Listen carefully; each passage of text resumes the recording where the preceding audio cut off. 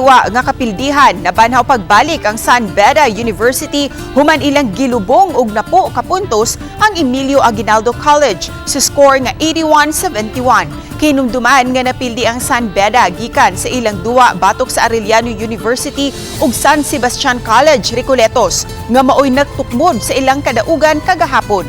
Nagpasalamat ang player of the game nga si Aaron Royo nga bisan sa duha ka adlaw nilang nagsunod-sunod nga pagbansay-bansay nahimong worth it ang ilang pag-antos ug kakugi.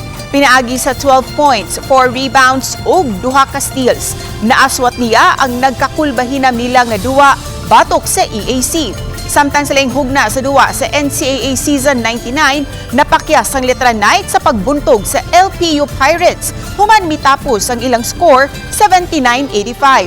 Sud sa tulo ka quarter, kumpiyansa ang Letran sa ilang pagkontrolar sa duwa. Apan wa damha nga makagukod sa fourth quarter ang Pirates, hinungdan sa ilang kapildihan. Giilai si player of the game si Macleod Guadania. Human makapopo og 18 points ug 3 assists.